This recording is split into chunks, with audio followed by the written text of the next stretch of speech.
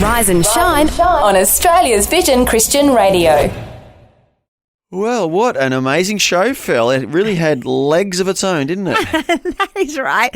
We got talking about all things travel because last week Andy and I and Robbo from Vision travelled together for the very first time. So you learn a lot as you travel together. You do. And we'll be travelling again later in the week as we head to Tasmania. So, you know, you've got to, it's kind of like therapy, really, radio. It is. And here's another tour secret. We didn't share this on air today. Okay, no. They strategically placed us all on different floors in the hotel. I did like that. I like that. So I think Robbo floor 6, or were you floor 6? I was 6. Fel floor 6. I was going to give you the middle one. Robbo floor 7, Andy floor 8. And so as we would get in, and this... Is there a spiritual meaning behind that, Fel, or is there an maybe that I'm the most interpretation? humble, and I'm going to go with that I am the most... There you go. It shows that I'm the humblest. Well, you'll be exalted in Tasmania then, won't you? We'll see how that goes. But it was kind of cool because on this, we haven't said this to everybody, but we were travelling with some wonderful people. We were visiting with lots of breakfast hosts and content producers from across the Christian radio network, which is pretty cool. It was. First time we'd met really many or any of them. And so as we would get in the lift, everyone would compare the floors. And I was one of the lowest floors. And humble Fel. As we'd get off, I'd say, oh, good night all. And they'd be like, oh, well, good on you, 6, level 6. I'm up to level 12, whatever. So, you know, you could tell who was the most humble and, you know. Yeah, that's right. It was a blessing. It was wonderful. I was encouraged by just meeting other people who also feel tired all the time. Yes. I thought, I'm not alone. The first question everyone asks is, so what time do you get up in the morning? Like, what time does yours start? And though it was actually kind of cool to be able to share that with everybody. Well, there was one guy, and he will remain anonymous, but he just looked tired the whole conference. And I said, mate, I'm so glad you look so tired because I feel how you look right now. Oh, dear. Yeah. So there you go. Today we're chatting all about travel. If you want to get involved on board, we will be, I think this topic will continue through the week because we're leading up to going to Tassie. Get in touch. Our text line is 0447 488 316. Thanks for streaming the Rise and Shine Daily podcast. Please subscribe to the show, rate it on your favourite podcast platform, and share the link on your socials. It all helps get the word out. Morning, it's your Monday. We're getting you up and going here on Rise and Shine. Fel and Andy with you this morning. How you doing, Andy? Good, Fel. How are you today? Yeah, very, very good. And look, we're back. Had a couple of days where we were on development days last week. It was a retreat. Do you feel developed, Andy? I do, actually. You do? I do. Oh, that's good. Well, this morning, as a result, this is the first time I've travelled with Andy, and Robbo came along as well. Yep. So we've got a bit of a travel tale to tell. We do, Fel. It was a team trip to Sydney, wasn't it? Go team! Yes. The other thing that's happening today that we're going to chat about is some wild weather. There is a lot of weather happening. This is when you can tell Australia's like a big country. Yeah. When you've got homes without power in WA, we've got flooding, and then we've got blanketed snow in places it doesn't normally happen. I believe it even snowed in parts of Queensland kind of over the weekend as well, which is very unusual for Queensland. It is, you know, and last time that happened, I was going to get in my car and just go. I was like, we're going to take the kids to the snow, but it's a bit of a drive. You've got to be a bit more prepared. So, and it might have been a bit like one of those movies when everyone's trying to evacuate at the same time when there's a meteorite coming and the roads get clogged. They did, and they closed some roads, so probably a good thing that I didn't try that this weekend. But if you've been impacted, if there's snow near you, perhaps power out, there's some schools that are shut, we do want to hear from you this morning. Tell us what's happening in your area, 1-800 316 316. We also are going to talk about travel tales too, Fel, because we have some travel tales to tell, don't we? Well, you know, what goes on PD stays on PD maybe, I don't know. But look, we'll have a pastor from Hobart as well. We're gearing up later in the week. We will be live in Tasmania, so that's coming up as well. So much on today's show. Rise and Shine on Vision Christian Radio. There's people praying all across Australia right now, Phil, because we're getting hit by extreme weather. We are. We're hearing, thanks to Channel 9, about some wild weather in WA. Howling winds and hail the size of golf balls have hit the state's southwest and Perth suburbs in a wild winter storm. Roofs were torn off homes and buildings. IKEA are forced to turn away customers. Some crazy weather in WA, and look, it's very, very early in the morning there, but if you are up and about, we would love to hear from you about if you've been impacted by those storms. But that's not the only crazy weather that is happening around the nation. Yeah, on the other side of the continent, on the east coast and the northern New South Wales region, it looks like there's been flooding and snow. It's just full on, Phil. Thousands of residents across New South Wales were housebound, but for different reasons. Heavy snow fell in the New England region, while wet weather pummeled our coastline. And so that is courtesy of 9 News. And we're hearing that there are a huge number of Australian towns that are blanketed with their thickest layer of snow in decades. In fact, more than 10 years, and 10-year records in some places, and some that don't normally, even in Queensland. Yeah, like our Victorian and Tasmanian listeners are probably saying, oh, that's nothing. We get snow all the time. But, yeah, for northern New South Wales and southern Queensland, it's a rare event, that's for sure, when we actually get snow. Indeed. And the emergency services are saying that there have been up to almost 1,500, so 1,500 incidences over the weekend. So including 100 vehicles being stranded on major roads. We're seeing people being evacuated from their homes due to flooding. So it's quite serious. Yeah. But I mean, having snow, there are some obviously quite fun as well. But yes, certainly a lot happening in the weather. Yeah, well, let us know if you're impacted by this, if you've had snow or if you're affected by the flooding. Give us a call. We'd love to hear from you. And our hearts do go out to you. If you're really facing it right now, we're just thinking about you and praying for you and believing with you. But, yeah, we want to know what's happening in your town or your area in relation to this weather, either in WA or even in New South Wales. That's right. And we are hearing that if you are in some of those mid-north coast of New South Wales regions, some schools are being shut today, Andy. And so you're encouraged to check the Department of Education website to make sure and see if your kids are impacted by those. And we'll check in later, Phil, with Joel Abell from the Convoy of Hope. Those guys are always on the ground and in touch with what's going on, and obviously also trying to help people and arrange support for them even as we speak. Please reach out if you're impacted by weather. Keep us updated on what's happening around. That's the wonderful thing about Vision, isn't it, Andy? Is that we have people in all of these regions. I know that I can see Scone is one of the areas where people are being evacuated to. Well, we have a Vision transmitter there. If you're listening along, let us know, and we'll be praying for you all this morning. Brought to you by the generosity of Vision family members across Australia and around the world. The Rise and Shine podcast. A big thank you to Matt and Shelley, who ran the show for us on Thursday, Friday. And they did a great job, Phil. I was in the gym on Friday morning in Sydney listening into the show, and it sounded amazing. Thank you guys so much for filling in for us, because that's right, Andy, we travelled to Sydney with Robbo. So if you're listening along to Vision, you'll know Robbo, who's our content director, to go and get some professional developed. We were being professionally developed together. And we're being chaperoned by Robbo.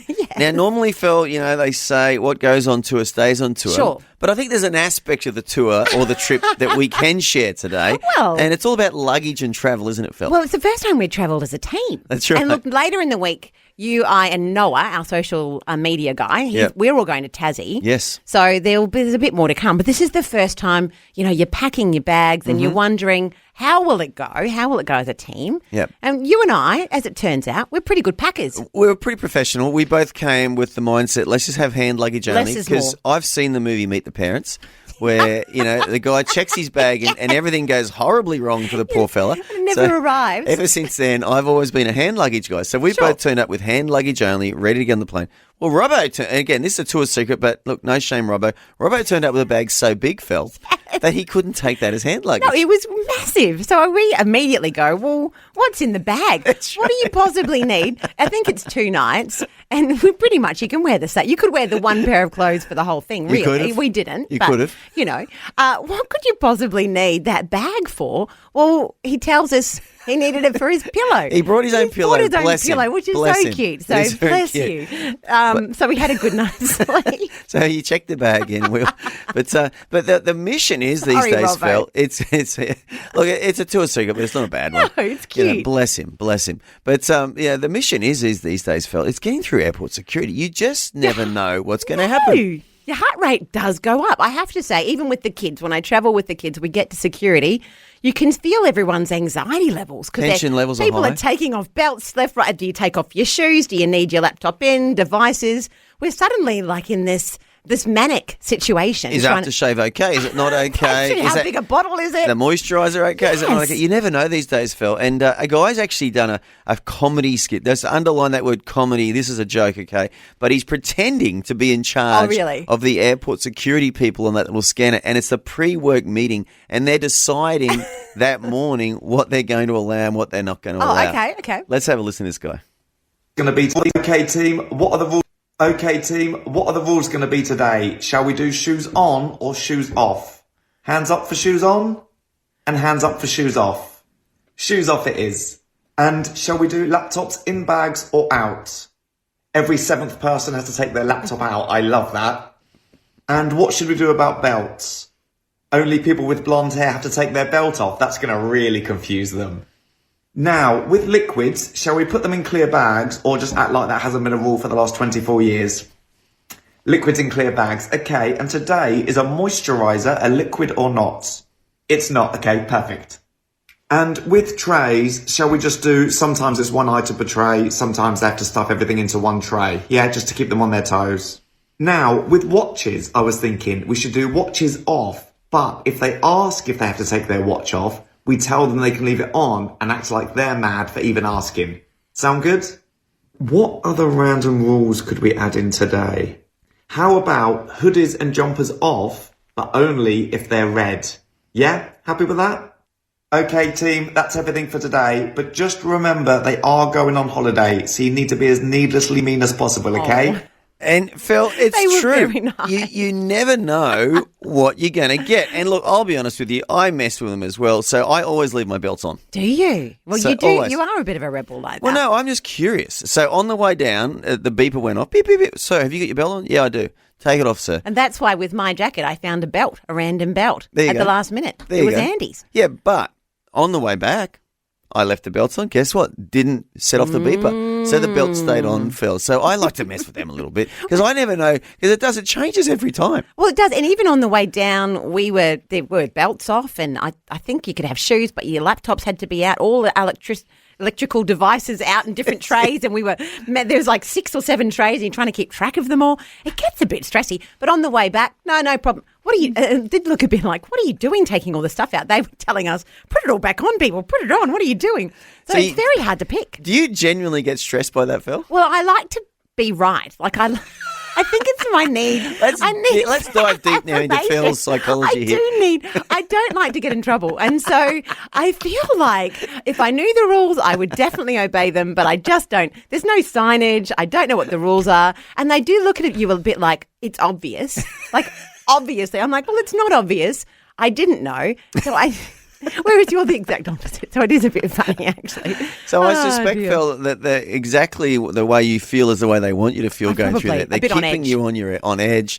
They're making you second guess everything so that, if you decide one day to do something bad, you're not going to do it, Phil. You're going to be too scared of getting in trouble. But actually, the best thing you got through airport security, chocolate croissants. Yes.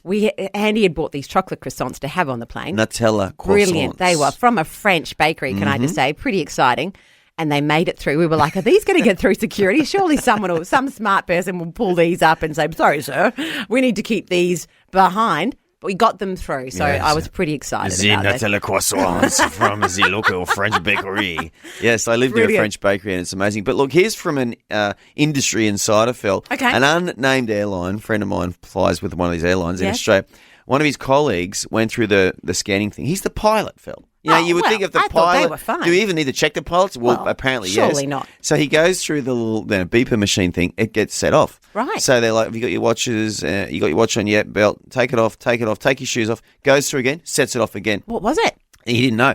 They said, what else have you got on? And he goes, I don't know. He goes, I'm actually flying the plane, guys.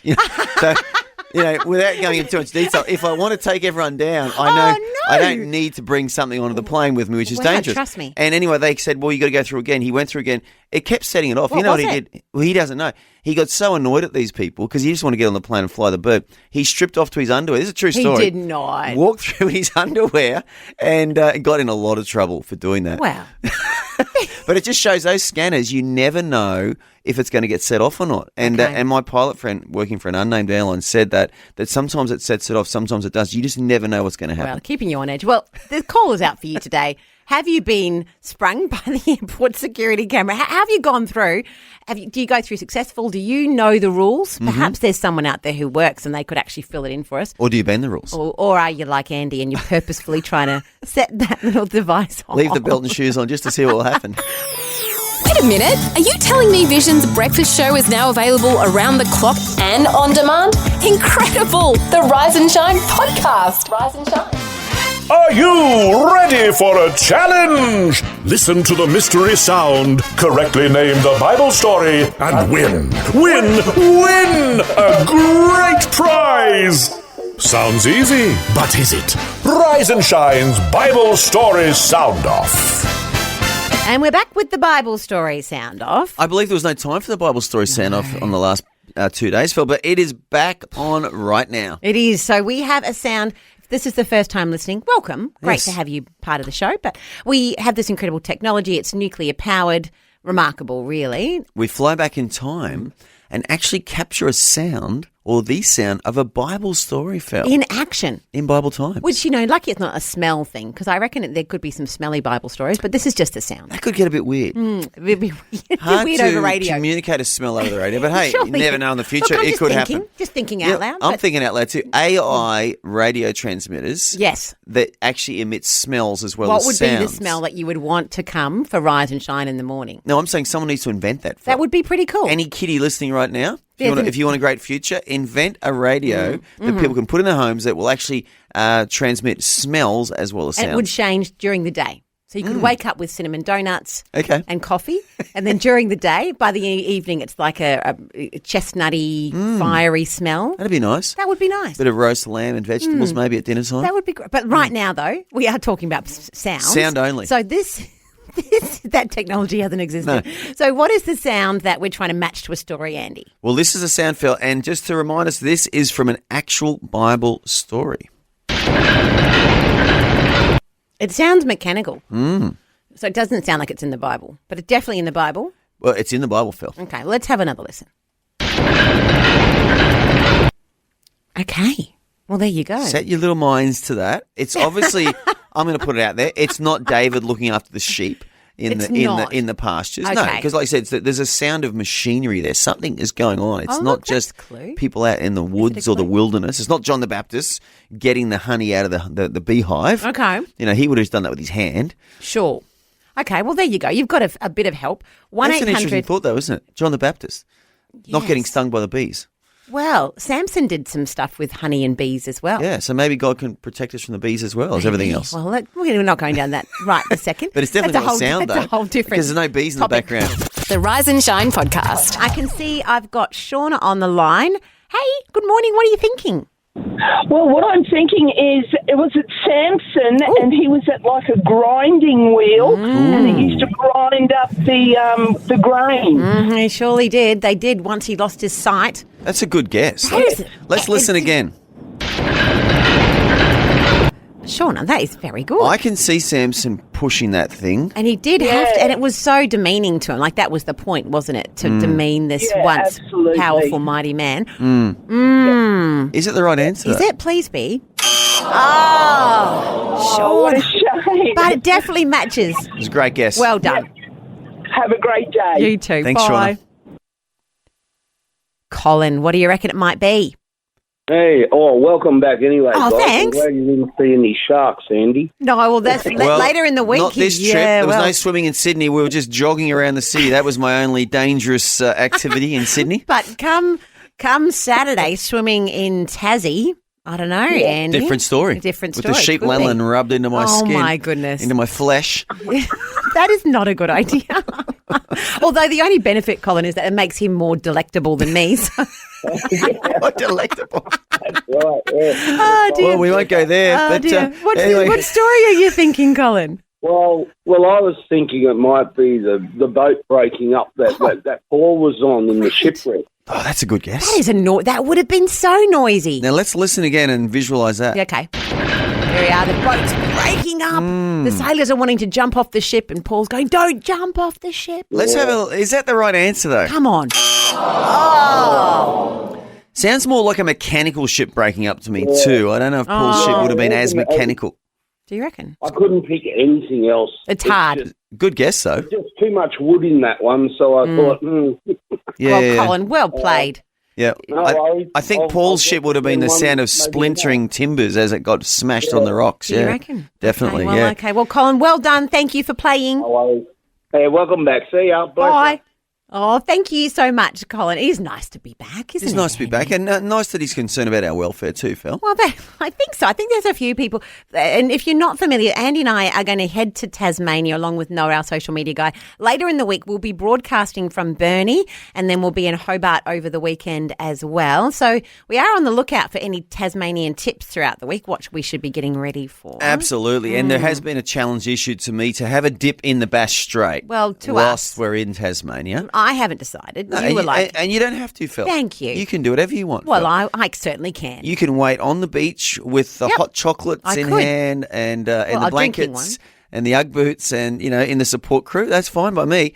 But I've said I'm going to do it with some sheep lanolin rubbed into my body to keep myself warm. And I've said that is crazy, but that's what you do. Whatever you want to do. But there you go. That is coming. We'll have more to chat about that throughout the week. Coming up next, though, and this could impact the swim in Tassie. Wild weather has been hitting the country from west to east, and we're not sure about Tassie. But if there is snowing in Tassie, you're still going to swim there, Andy? Absolutely. Absolutely. That would be good visuals. Well, someone who we know always is on watch and wait and checking weather is Joel Abell from Convoy of Hope. So we'll check in with him next about some of what's happening with weather in Australia. Next on Rise and Shine. We're caffeinated and ready to face the day. This is Rise and Shine on Vision. And the name of that song, it just happened to be there, Build a Boat. There's a lot of weather happening across the nation at the moment. On the line, Phil, we've got Joel Abell. He's from the Convoy of Hope. It's a Christian organisation that provides aid and relief to those in crisis. Joel, welcome to Rise and Shine. Yeah, good morning, guys. Nice to be with you. And Joel, we're hearing across the country there's some pretty wild weather. We're hearing about hailstorms in WA. There's snow in Queensland where there's normally not a lot of snow, and even flooding that's closing some schools in northern New South Wales. What are you hearing as you watch and wait with Convoy of Hope?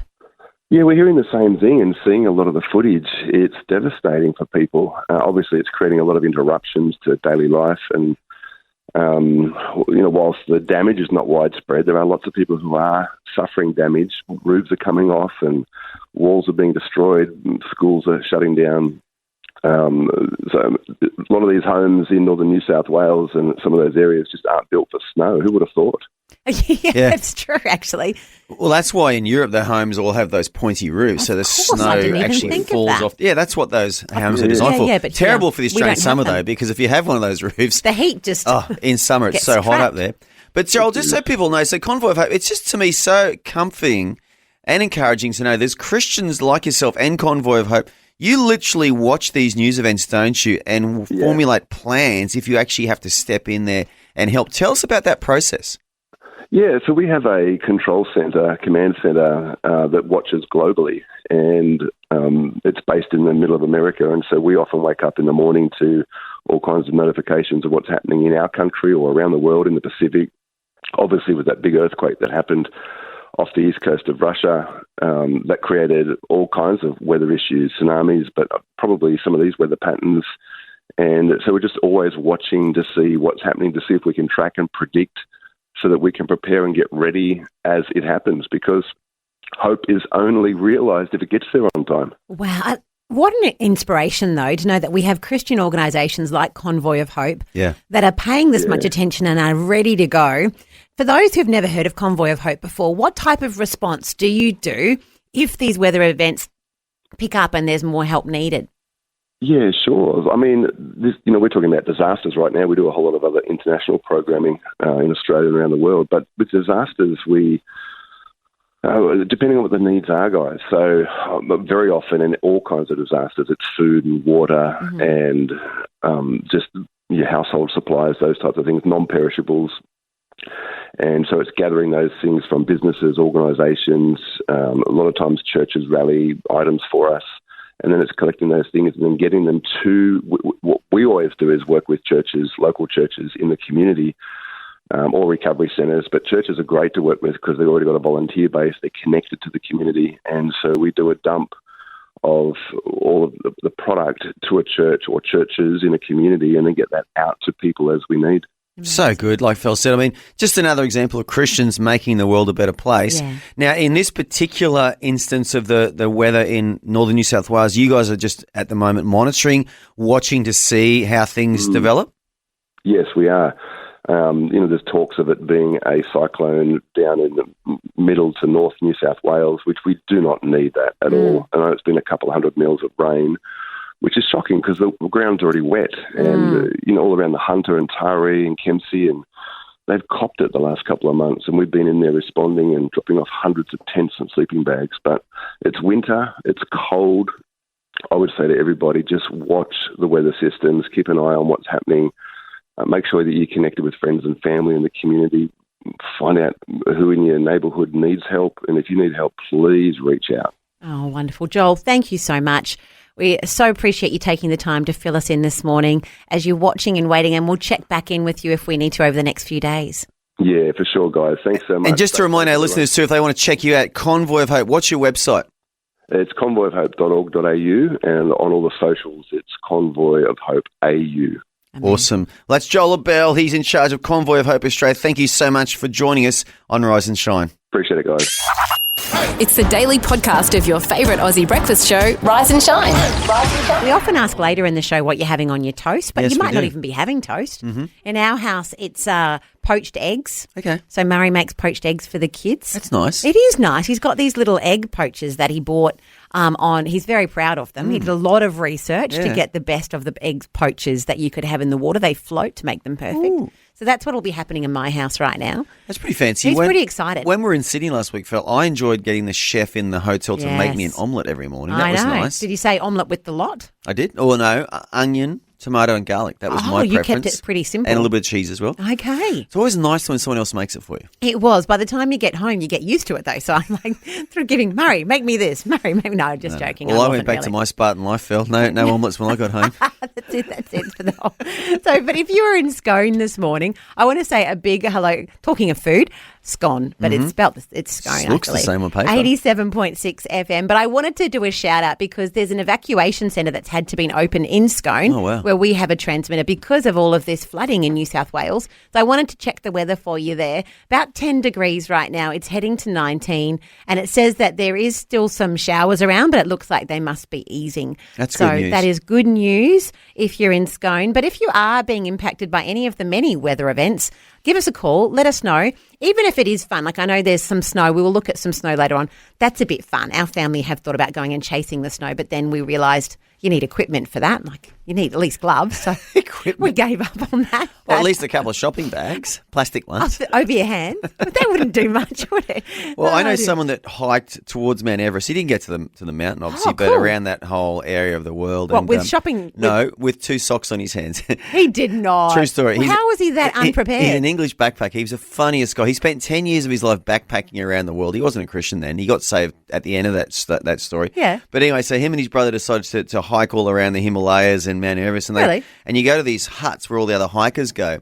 And they landed in one of these huts, and these Germans turn up with all the equipment, you know, Yeah, the of course. parkas, the gear, the gloves, the goggles, and wouldn't there's know these it. 2 English guys, and they're using socks on their They hands are and stuff. not. What's They he had no doing? equipment, and then the Germans were just horrified by them. Yes. And he said, and they were trying to connect to them and, you know, get food off them and stuff. And the next morning, the Germans had just left before the sun came out, just get away from these English guys, because obviously it was going to end in disaster, and they didn't want to be a part of it. We don't want to be left having to dig them out of the snow. I feel like because you would have they're been one of those Germans, Phil. Like, would have been out of there. These guys are doing our heads in. Socks as gloves. Imagine that. Come on, people. It's not that hard. If there's one thing you could definitely foresee, it's that you would need gloves. Yeah, well, he Oh, didn't see dear. it. He didn't see it. Have you foreseen a scripture for us this I morning? have. Last week, Phil, we're in Jeremiah chapter 31, one of my favourite chapters of the Bible. So I want to work my way through it over the Great. next few days. And verse 4, again, I will build you, and you shall be rebuilt, O Virgin of Israel. You shall again be adorned with your tambourines, and shall go forth in the dances of those who rejoice. And a really encouraging verse there about how God is a God of restoration. No matter what's happened to us in life, He can rebuild us, He can restore us. It's a constant Bible theme. And here it is in the Old Testament prophesied, but it's definitely a New Testament message that God's a restorer and a redeemer, Phil. Well, we are about to find a story of redemption and restoring in the book of Esther. We are. Because it is about to get quite rough for the entire nation of Jewish people. In fact, they are in a situation where every single one of them could be annihilated. And God, does he have a plan? He sure does. Oh, no, Andy, don't give it away. But yes, he does. But it'll be coming up next. We'll be digging into the book of Esther in the Bible. If you've got your Bible, you can open an app, see if you can find Esther, and we'll be heading there next. Also, we have put the call out. If you've had any issues in airport security. Yes. We want to hear from you this morning. You found the podcast of Vision's breakfast show, Rise and Shine.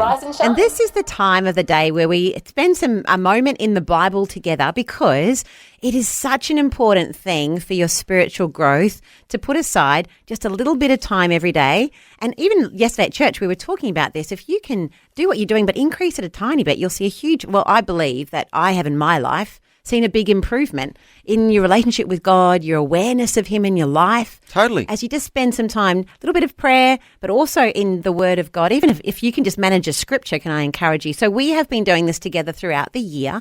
And right now we find ourselves in the story of Esther. One of the best stories in the Bible, Phil. Classic story. I'm going to say it. We both love this story because as a teenager for me, there's a love story, it's a romance story, but it was also about, for me, and so powerful, God seeing what was happening ahead of time, like he knew what was going to come, the danger to his people, the Jews, where we're going to land today, but actually having prepared something in advance. Same story as Jesus, isn't it, Andy? It says from the beginning of time that he had that plan in place to send his son Jesus. So as a teenage girl, Phil, you were caught up in the story of the young lady becoming the queen of the Persian Empire. We're going to see she has to make some pretty tough decisions. She's the hero of the story, And Phil. I think as a young woman, I found that quite attractive. You identified with her? Well, I wanted to. I thought she's one of those people who you could say, if I was in that situation, my hope is that I'm prepared enough in life that I would make the same decision. Yeah, a good moral choice. And imagine how many millions of women throughout history have also been inspired by Esther. Like, she's just one of those heroines of history, isn't she? When we get to heaven, we'll meet her. I'll be there having a coffee, but you're welcome to come in and join us. Do you think there's anyone in the story of Esther that I can identify with, Phil? Well, I'm hoping it's not Haman, who we're about to meet now. Hopefully not. He's the bad guy. He's the bad guy. Because to be honest, there isn't. I don't identify with the king, and I don't identify with Mordecai. Unky Mordecai. He's way too old to be me. So I see. It's one of those stories I enjoy, I appreciate, but I don't really identify with one of the main characters. Well, let's meet some more of the characters. We're in Esther 3 here. So where have we got to so far? There was a queen. The king decided he didn't want her anymore because she had stood up to him, Queen Vashti, so he'd send her away. Esther comes into the picture because the king goes on sort of a beauty pageant to decide on the next queen.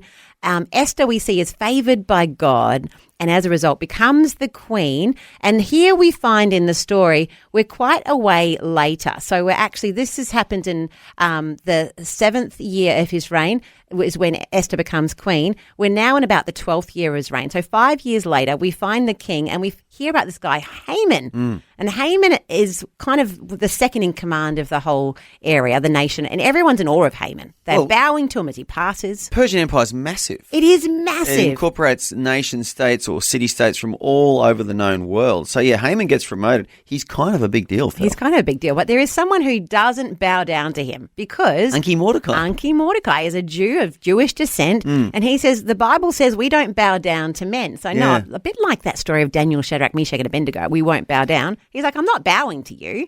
And Haman's not impressed. No, he's not. It's an interesting story. And we don't fully understand the culture here because, Mordecai just does not dig Haman. And it's almost like Mordecai creates a bit of a conflict for himself by not playing the game and bowing down. So Mordecai is obviously a very strong individual, like you said, who's very faithful to God and to the word of God, and he just won't bow down to this other man. We need to remember in this Far Eastern culture in these times, the kings of these empires often were treated like gods. Yes. You know, like this is Xerxes, who eventually invades Greece. Well, when Xerxes tried to cross the Dardanelles, which is where Gallipoli is, a massive storm came and smashed up their boats. So Xerxes told his servants to flog the seas with whips to teach the sea a lesson for wrecking his boat. So you can imagine the mindset of the leaders of these empires. They thought they were like God. So Haman would have been the same. He would have been strolling around, large and in charge. And if you don't bow down to me, I'm going to deal with you. That would have been his attitude. Well, and you can see it because as a result, Mordecai will not bow down. And so Haman goes, you know what? It's not enough for me just to try and get rid of Mordecai.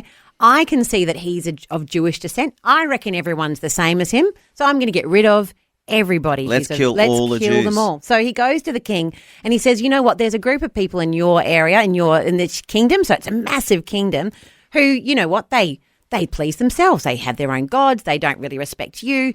Let's get rid of them. In fact, I'll pay you if we destroy and annihilate and get rid of every single one of them. And the king, incredibly, says, okay, I trust you. Well, he did trust Haman, and you can see this in Xerxes' life, even in chapter 1 when they wanted to get rid of his first wife, Vashti. He really did listen to his advisors and his leaders, and so when Haman said it, he's like, mate, I'm going to back your judgment. And interesting, Fel, that here we are, this is thousands of years even before Jesus came. Here we are 2,000 years after Jesus, how the Jewish people always come under these threats. Isn't it just bizarre how the Jewish people are so persecuted throughout history? This is the first real case where their whole nation state or their whole people group is threatened with extinction. Well, and you know, of course, that there's the devil behind that. Yeah. Like that is the devil's goal, really, is to annihilate the people of God, right? He's there to steal, kill, and destroy. Yeah. And he knew that this was the group of people that the seed was going to come through, the Messiah. Redeemer. It had already been talking about that throughout the Bible. We'd heard that through prophecy. And so what better way to make sure that someone couldn't come and redeem us than getting rid of all of those people? And it was a clear and real threat. You can see here that they send out throughout the entire empire. So imagine from Egypt to Ethiopia. And you can look at maps. It includes all of the areas where Jerusalem and where the Israelites, the promised land, all of those areas, they received a letter that said on a certain day, every single Jewish person would have had to be killed, slaughtered, or annihilated. That's, when you read it and you're like, oh, that's the story. No, this is so real. Yeah.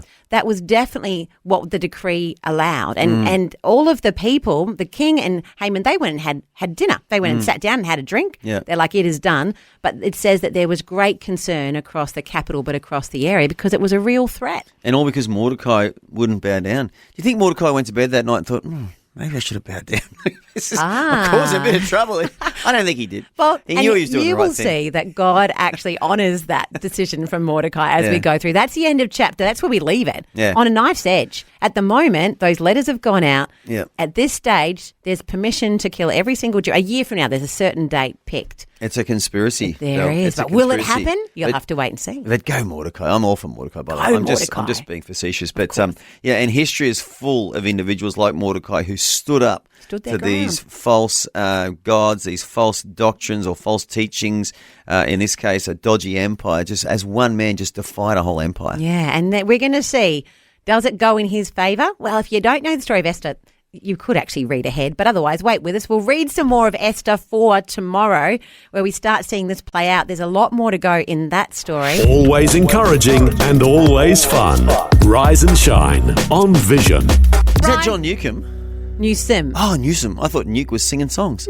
Not for us. It's Rise and Shine. Beauty He's too Nuke. busy playing tennis, Who I think. remembers that? Beauty Nuke. I don't remember that. Classic. One of the greatest Australian tennis players of all time, Phil. There you go. Well, he's not singing as well, but you can't expect him Look, to do he could everything. be. Let's not discount it. Rise and shine, Fel and Andy with you this morning. But we've been identifying that when you travel, and Andy and I and Robbo, who you may know here at Vision, he's on air with us from time to time. We travelled to Sydney. We did. Over the weekend. And Robbo had a massive bag. He had a massive bag. It is a tour secret, but we're exposing the secret on air. Because we thought it was funny. It was massive. Andy and I both come out with these tiny little bags. Professionally. Small bags. And then we're like, why can't we fit all our bags in the boot, Robbo? And that was it, because Robbo picked us up. And he's like, oh, there's not really space. Really? Is there not? Because his for a bag, 2-day trip. 2-day trip, he's got this massive suitcase. What was in the suitcase, Andy? Apparently a pillow. A pillow. He brought his own travelled with pillow. his pillow, which I thought was cute. Which is actually very smart. It's not dumb, but... Because the pillows in the hotel, I got to say, I wasn't comfortable. Oh, I was. Mine were massive. It was like my head was so far off the bed. I was struggling. You were laughing at Robbo saw ahead into the future. Maybe you saw in the spirit. I don't know. But the other funny part about travelling is going through airport security, because you can see everybody sort of, there's a tension involved. Well, you're tense. I'm tense because I like to get things right and I like to obey the rules. You do, Phil. But the rules change every time. You say that. So I'm not seeing a lot of Mordecai in you, Phil. Just put it out there. I wonder how you would have dealt with Haman. Would you have said, well, the rules are, I'm going to bow down to Haman right now. There is a rule. Well, God's Thank rules God are for higher. the Mordecais of this world, The Phil, ones who who say no. defy. Oh, did I tell you I didn't take my belt off because I went through? Just putting it out there. Andy does not. He travels lightly with rules. So he is going through and he's trying to trick it as much as he can. What can I always test them out. So I always leave my belt and shoes on purpose to see if they pick it up. So on that particular trip, Fel, there was 2 times I went through airport security. On one occasion, they said, take your belt off, sir. Yeah. No problem. I took it off. The second time, it wasn't picked up. But on one of them, we're taking out laptops and devices, and we've got cases for days because you have to put them all. So we've got 5 or 6 to carry all of these jackets. We're taking a lot off. Stuff everywhere. But on the way back, they're looking like we're silly for taking stuff. No, keep it all in. What are you doing, people? I'm like, well, because your cousin's up in Queensland. They're telling us a whole different story. That's right. What do we have? Just tell me what I've got to do. For someone like Fel, you're really messing with Fel's head. I just need the rules, people. But 1-800-316-316. Have you been caught out? What's your security at the airport story? John's on the line, Andy, and it's not him, it's his mum. John, tell us about this incident with your mum and security. Well, my mum's quite old, and she went to I was catching a plane, and then mum and dad wanted to see me off. So mum goes up to airport security, and she's got her knitting bag in there. Oh. And she had quite an arsenal of knitting needles and long scissors and everything. And she's like, what seems to be the problem? Oh, no. And so it was quite humorous. And then they're like, look, you really can't take that. And I'm looking at my mum, and they're looking at my mum, and I'm like, look. And then Dad had to race the knitting bag all the way back to the car and then come back to see me off on the plane. But it was quite humorous that she's like, I don't see the issue. Oh, bless. Well, John, never underestimate an old lady with knitting needles. I mean, the possibilities are endless, really. We don't want to go there, but I mean, No. Well, look, in all the cartoons, the grandmas, they are forced to be reckoned with. A ninja grandma with 2 knitting needles could actually do a lot of damage. Oh, no. I reckon could take down at least several passengers and half the crew. Look, I understand That's the my scissors, tip. but those knitting needles, they're there for good. But if you've got ninja-like skills, though, Fel, Do you reckon? You can do a lot with those. Chopsticks then would be in a similar category. I mean, she could probably open the door up in midair, the emergency exit door. Well, she wasn't even going on the plane. She wasn't even going on the plane. Oh, no. You'd almost want to just leave it there for the second. Okay, well, hold this. There should be like a holding cell where you can just log it in. I'll get a ticket. I'll come back and get that a little bit later. Oh, bless her. Bless her. Oh, what? Has she got better since then, John? Do you reckon she learned her lesson? She's quite old. So, oh, bless. Yeah. So, but it's good. But, it's a bit of pressure, though, isn't it? Yeah, well, she was a bit confused at the time, and I'm just like, Mum, it's okay. Just drop the battle axe knitting needles. Just drop the bag. Just drop the bag, Mum, and walk away. Oh, dear.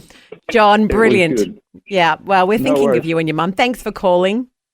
No worries. You guys have a great day. Well, there you go, knitting needles. Pretty funny. That is pretty funny. You didn't have yours on the trip last week, I noticed, Fel. Knit. What? I like the idea of knitting. You mean you knitting. don't knit, Fel? I don't knit. Murray, next Mother's Day. Why can't he learn to knit? You know what the the gift has to be? Set of knitting needles. I have tried knitting, and I can't keep my focus for that long on Not your one thing. I just need it. Yeah, I get bored. A bit boring. But it's not in the Bible. It's not in Proverbs 31, is it? It doesn't specifically say knitting. Well, she does make clothes out of stuff, though. There's weaving involved. Doesn't say knitting. No. But getting back to airport security, Phil, so you've just dodged the bullet so there. I only have to do what's in Proverbs 31. Well, if you want to be a Proverbs 31 well, she woman, doesn't bake, yeah, you do. so I don't have to bake. There you go. Or preheat the oven. Hey, it's in the Bible, Phil. There you go. Just follow the word. Follow the word. But talking about this airport security thing, it is funny how different people react. You are the perfect airline passenger. I do my best. Because you try and do everything right, don't you, Phil? I definitely do. Love the Rise and Shine podcast? Tell a friend today. Last week, we had a couple of days where we were off on professional development. Do you feel developed, Andy? I feel very developed, actually, Phil. In an all-round sort of a way. But one of the fun things, it's the first time as a team we've travelled anywhere. Later in the week, we're heading to Tasmania. Yep. So this was like a bit of a warm-up, really. It was. To see how the travelling goes. And if you're just joining us, we found it interesting that we both came with just hand luggage only for a fast, efficient trip to Sydney for a 2-day conference. Robbo turned up with a bag so big, Fel, it couldn't be checked in. Sorry, it had to be checked in. It couldn't be taken on as hand luggage. That is true. And so it was a massive bag. Well, then we all checked our bags as a result because we're like, if you're waiting for one bag, you may as well wait for three. What the heck? Well, Indeed. But they did get us thinking as we were going through airport security. We obviously didn't have the hand luggage, which we normally have, but we had to, we've been talking about, do you take things off? You got to take belts off and laptops out. Where we left from, you had to separate everything into different boxes. But on the way back, they were looking at us like we were crazy for doing that. It's a bit of a mission these days. Now, someone's done a comedy skit about this. I just want to repeat, this is comedy, okay? He's having a laugh about, just imagine the staff at the airport security, their pre-work meeting. They're deciding what we're going to allow and what we're not going to allow each day. Because it kind of feels like this, fella. It kind of feels like every day the rules change. Let's have a listen to this little comedy sketch. Okay, team, what are the rules? Okay, team, what are the rules going to be today? Shall we do shoes on or shoes off? Hands up for shoes on and hands up for shoes off. Shoes off it is. And shall we do laptops in bags or out? Every seventh person has to take their laptop out. I love that. And what should we do about belts? Only people with blonde hair have to take their belt off. That's going to really confuse them. Now, with liquids, shall we put them in clear bags or just act like that hasn't been a rule for the last 24 years? Liquids in clear bags. Okay, and today, is a moisturiser a liquid or not? It's not. Okay, perfect. And with trays, shall we just do, sometimes it's one item per tray, sometimes they have to stuff everything into one tray. Yeah, just to keep them on their toes. Now, with watches, I was thinking we should do watches off, but if they ask if they have to take their watch off, we tell them they can leave it on and act like they're mad for even asking. Sound good? What other random rules could we add in today? How about hoodies and jumpers off, but only if they're red? Yeah? Happy with that? Okay, team, that's everything for today. But just remember, they are going on holiday, so you need to be as needlessly mean as possible, okay? Phil, it does feel like that, Phil. No, it changing does not. The rules every day. But it is so funny. That would be, for my family, the most stressful part of the whole trip is going through airport security for sure. Well, let's talk about your preparation, Phil. Okay, so yes. When you know you're going through airport security, what do you do at home to make sure you're obeying all the rules? Well, I weigh the bags first. At home? At home, 100%. You weigh your hand luggage bag? 100%. I've got the little weighs and we're weighing the luggage. I'm weighing the backpacks because I have ended up at the gate with 5 of us and it's been out. And I've felt the fear come upon me when I'm coming up and I know that we've got to weigh the baggage and I am like, I haven't weighed it. I know we're going to be out. So we're putting jackets on and we're trying to lighten the load. I'm drinking the water so that I can try and get the bags underweight. So I have done that. That is confessions here. There you go. Because that is so different to me, Phil. Because my attitude is, look, I only weigh 78 kilos, dripping wet. So it's don't count your weight. Look though. around, people. There's people in this plane that weigh at least 30 kilos more than me, and you're going to weigh my little 5-kilo bag? Forget it. That is not a thing. That's my attitude, Phil. Phil. Wow. Yes. Well, I am looking forward to one day when you get weighed. They're like, nope, sorry, sir. Your bag is like 50 kilos and it's supposed to be 12. But I do remember Murray and I, before kids, we were going through Russia, of all places. We had a stopover, which is a random sort of a stopover. And as we Not a great place to stop. Look, I loved it because I could see the Kremlin like that's from the window of the airport. That's an ominous sign, Phil, if you ask me. Cool. I loved that's an ominous sign about what's going to happen next. But they did have to put our bags through a scanner. And the poor guy there, I don't know how long he'd been on shift, but he was literally falling asleep as he was scanning the bags. So obviously not paid enough to care. I don't know. Those rubles just weren't doing it for him. We were just watching our bags go through and his head was nodding down onto his chest. We were like, come on, mate, it's okay. But who knows? And all the bags went through that day. There were no rules. So there you go. Different nations as well. Former communist countries, they're a bit loose. Look, I was coming out of Romania once and my luggage was overweight. And they sir, you need to pay $180 US. Did you do that? No. I just kept saying this. I said, you know what? I've really enjoyed my time in Romania. Thank you for your hospitality. And I'll be getting on the plane now. And they're like, no, sir, you don't understand. You don't understand. You have to pay $180 US. Your bag is 10. And I just said, I've really enjoyed my time in Romania. Thank you for your hospitality, and I'll be getting on the plane. I just kept saying the same thing over and over. Did you? And in the end, they gave up. They just gave up. Well, I'm glad I'm travelling with you. No extra money out of me, Phil. Wow. And I got on the plane laughing at them for not having to pay excess baggage. Well, we'll see how we go on the way to Tassie later in the week. Just the right mix of things to inspire and things to make you smile. Rise and shine on Vision. Well, on the line, Phil, we've got Pastor Nico Smith. He is from the Hobart River City Church in Tasmania, and he's going to bring a little message for us today. Pastor Nico, welcome to Rise and Shine. It's good to be with you guys. Oh, we're pretty excited because we're heading to Tassie. We'll be live in Tassie on Friday, and then Andy's going to be joining you in Hobart on Monday morning as well. We'll be at different places across the weekend. So very exciting. Are we going to need our puffer jackets, Pastor Nico? I reckon you might need to do that. It's Tassie's got this way of having a nice warm middle of the day, and then it cools down pretty quick. So bring it along. Oh, so do you think that it would be a good idea to swim, say, early in the morning in Tassie at the moment? There are people who do that. Yes, so we have heard. We're being encouraged to. I don't recommend it, but there are plenty of people who do that. You've heard about it, but you've never participated in it by the sounds of it. At least I know that I'm not the only one if I go, that's a bit crazy. But you have got there's a story in the Bible which you've highlighted for this morning, which I love. It's one of the times that one of our Bible heroes, David, and he ends up in a town called Ziklag in enemy territory. So can you tell us a bit about that? What's your devotion on today?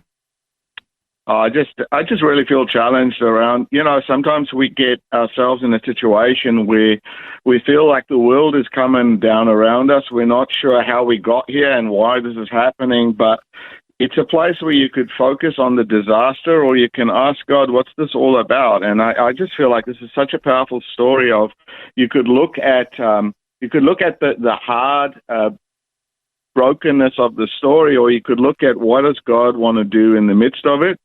And so it's that bitter or better kind of thing, where you choose what you want to focus on. And so, it's a really inspirational story for me. Yeah, so just for our listeners who may not have read the story, Nico, just refresh our memories. What happens in this story?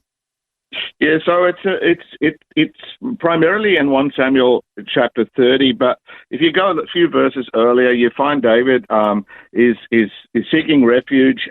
He ends up staying in a village of the Philistines, and they give him a place to stay, but he then goes out and wants to be part of a battle with the Philistines. They send him back home, and as he gets back to Ziklag, he finds that the whole town had been burnt down, and all of the sons and daughters and wives have been kidnapped or taken away by the enemy, the Amalekites, and so David is deeply distressed. But not just David; his 600 men that were with him are just broken of heart, because they thought that they were safe. They thought they were doing a good thing. They were in a place where they thought they were protected, and then to find that it was such a disastrous homecoming. And so that's sort of where the story, the hard part of the story is. But then the next verse, in verse 6, is really the powerful part. It's where the turnaround comes. And that is the piece, isn't it? Because we find these are mighty men of God. David's men, they have supported him. They're doing incredible feats to save him. But all of a sudden, it says in the Bible, they turn around, they want to stone him. Like they are wanting to kill David. So they are mad men. Yeah. And I think and it's understandable, when you get to a place where everything that you have is sort of gone, and you feel like everything's falling apart, and you start looking at God, and sometimes you can't throw stones at God, so you pick the next target, and unfortunately David was the next one, and so I mean I can see how that can happen, but they were distressed, they were brokenhearted, they didn't know how they were going to survive this, and so it was a really desperate place. And I can imagine them saying stuff like, we're running away from Saul, now this happens, and what's happening to us? Why are we being punished? David, we thought you were the anointed one. You get all those kinds of things. So real sadness, I reckon, came over them, and their bitterness and their anguish turned into targeting David. But let's get to the good part of the story, Pastor Nico. So what does David do? Because this is the key part, isn't it? Yeah, it's lovely. From verse 6, you find David. It says that David strengthened himself in the Lord. I think that's good. There's another translation that says David took courage from the Lord. I love that wording because it sort of says that David had a mechanism in his faith where he was able to approach God, and what he didn't have, he could have access to with God. So somehow he took courage from God. He strengthened himself in the Lord. And then it goes on to say, and then he inquired of God, so what must I do here? What is my way out? Clearly, God, this is not the end of the story, because if it is, then you're a liar, because, Lord, you said so many things about my future, and none of those things can happen. And so he starts encouraging himself in the Lord, and then we find that the Lord answers him, and the Lord says to him, David, it's not over. Go out and go take back what the enemy has stolen. You know, that old song, Take back what the enemy does. That's it. And it's like the Lord says to him, and I love that last part of verse 7, where it says, without fail, you will recover all. And so God was saying to David, look, these things happen. It's a horrible thing that happened, but you will get back everything that you had lost. But I think there's more to the story. But this is really encouraging for me, because it's David. Instead of going bitter, he went to God. Instead of looking down and feeling sorry for himself and joining his 600 men in their deep state of sadness and anger, he chose to rather encourage himself in the Lord and look to God. Yeah. Praise God. What a great message, and they Pastor all got Nico. them back. Yeah. Let's just go to the end of the story. Everything was restored. It was. Great Thank message, you. Pastor Nico. And ironic that you mentioned that story, because we talked about restoration at the top of the hour, didn't we, Phil, after the news, how God restores. But Pastor Nico from the River City Church in Hobart, what a great word. And look, this Sunday I'll actually be with you in your church. So if you're in Hobart right now, maybe you don't go to church and you've been thinking, I need to go to a church one day. Pastor Nico, River City Church, what's your website so people can look you up and maybe even join us this Sunday morning in your service? Yeah. It's rivercitycc.com.au. rivercitycc.com.au. I'll be there with... Sorry, say again? Well, they say just Google it, you'll find it. That's it, brother. And really looking forward to being with you on Sunday. You'll also join us on the Monday morning as we do a broadcast from Hobart. But what a great word of restoration and recovery. God is the God of restoration. Pastor Nico, thank you so much for joining us this morning on Rise and Shine. So good. It was so much fun. Oh, so much fun. How good is that? Ziklag, David... Yeah. What a good Great word. story. Yeah, I'm actually preaching in that church on Sunday, Phil. So wonderful. If you are a Hobart listener and you're not really in a church and you've been thinking, I need to go back to church, or maybe you've never checked out a church, come to the River City Church in Hobart this Sunday. I'd love to meet you afterwards. Hopefully there's a cafe there. We can have a cup of coffee or a tea together, maybe share a scone or a scone, Phil. And then on the Monday morning, we're in a cafe called The Way Cafe in Hobart as well. Google it. I don't know where it is, but it's somewhere in Hobart. Well, and Andy and Noah will be there, our social media Phil may guys. be there if her flight's delayed. She's planning on departing on the Sunday. I do need to. But if the flight gets delayed, she'll be with us as well. But either way, we'll be broadcasting from The Way Cafe in Hobart. Pastor Nico is going to join me there as well with another devotional and a little bit of his story, how he ended up in Tasmania. So we're really looking forward to being in Tassie this weekend, Phil. We are. We'll be in Burnie on Friday, and then throughout the weekend, we'll keep you updated this week so you know where to look out for. But the big story today is how will we go with airport security when we're on the travels. We've put the call out, 1-800-316-316. Have you ever been caught out by airport security? We've heard knitting needles can be a problem. Do you weigh your bags? I'm a bit of a rule keeper, so that's always what we're looking at when I travel. Andy's the exact opposite, so it's a bit like the odd couple there. It is. We're not sure which way Noah's going to go. No. We know the way Robbo goes, giant pillow. Giant pillow. And we have had some people texting in this morning as well. So Penny and Daryl, they suggest putting the pillow in a vacuum bag when you fly. They say they then need to have a vacuum available at the other end to put it back into the pillow at the return. Otherwise, you've got a problem. But as long as you've got vacuum at both ends, that's an option for you. I've heard of all-day breakfast on the menu. But here's a brekkie show available 24/7. Thanks for streaming the Rise and Shine Daily podcast. This Monday morning with you wherever you are across the country, and our eyes are in Queensland this morning where there has been some snow over the weekend. In fact, I'm seeing images that look more like Europe than they do Queensland. One of those places is Delvine, that's between Stanthorpe and Warwick. And now on Warwick, we have a transmitter of about 87.6. You can listen along there. And Stanthorpe, the weather is about 8 degrees right now. So feels like what they feel? Feels like 7.4. Okay. I imagine the snow might be melting by now. Getting to 19 during the day. So that's not too bad. Well, no, I think 19, it's quite balmy. I remember once I drove through Warwick, and you know the little car thermometer thing, you rarely see it below zero. It said -2 as I drove through Warwick. It was so nippy. cold, and I did not stop. I just kept driving. You were like, stay in the car, turn up the heat. That is cold, -2. That is nippy. Well, we will be in Tassie later in the week, so we may be able to experience -2. But have you got a scripture for us to warm us up? Yeah, warm us up, that's for sure. We're working our way through Jeremiah chapter 31.